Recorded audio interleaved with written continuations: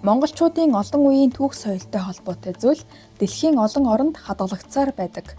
Түүнийг ирж хайж олох, хамтран судлах, хэвлэн нийтлүүлэх зорилгоор 2014 оноос эхэлсэн дэлхийд тархсан Монгол өв төслийн хүрээнд Британд хадгалагдаж байгаа Монголын түүх соёлтой холбоотой дурсгалуудыг нэгтгэн Британд дахь Монголын түүх соёлын өв нэртэйгээр хэвлүүлэн 2026 оны 2 дугаар сарын 12-ны өдөр нээлттэй хийлээ.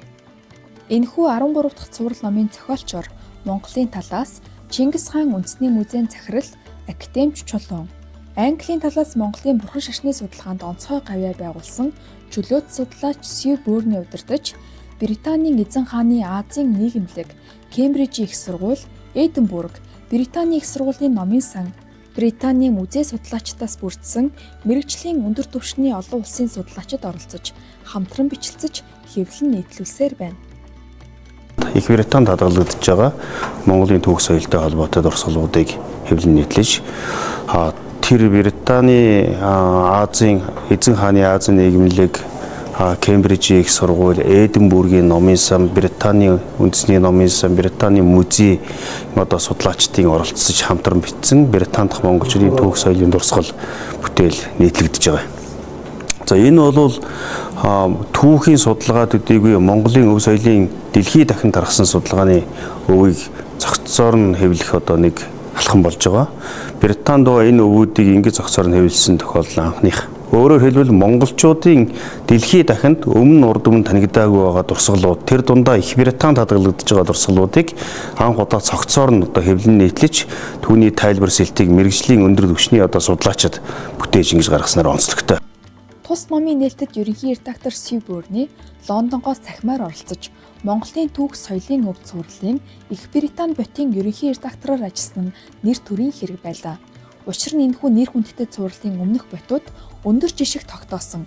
Бид судалгаагаа Их Британий хамгийн нэр хүнд бүхий Британий музей болон Британий номын сангийн цуглуулгуудаас эхлүүлсэн. Британий музей саяхан Ил хаант улсын үеийн керамик металл эдлэлд зориулсан шин танхимыг нээж, Ил хаант улсын шаазан металл эдлэлийн тусгай үзүүлэнг дэлгэсэн бөгөөд тэдгээрийн ихэнх нь энэхүү номонд багтсан. Миний бие Британий номын сангийн системийн цуглуулгад хар хотын ойролцоо эзэн голоос цуглуулсан Монгол бичгийн зарим ихүүд хадгалагдаж байсныг олсон. Эрдэнсийг олох хүнд ирэл, амаргүй уюудад итгэл хүлээлгэн урам зориг өгч хамтран ажилласан бүх хүмүүст талархлаа илэрхийлье. Энэхүү ботон Британд илүү өргөн хүрээнд судалгаа хийж, өөр олон эрдэнсийг нээн илрүүлэх эхний алхам болно гэдэгт найдаж байна хэмээн хэллээ. Номонд орсон онцгой бүтээлүүдээс дурдвал Ян гүрний үеийн Монгол цэргийн байлдааны хэрэгсэл борохой, Ил хаант улсын түүхэнд холбогдох Монгол хатны алдартай цүнх, Өндөр гэгээн зан базрын дэмчиг бурхан, Сайн ноён хаан Намнан сүрэнгийн Их Британий хаан 5 дугаар Жорж дэлгэсэн захидал, Цагаатайн улс Ян гүрний ихэнх үеэс 20 дугаар зууны ихэнх үе хүртэлх түүхэнд хамаарах эд зүйлсийг төвөрлөн оруулсан байна.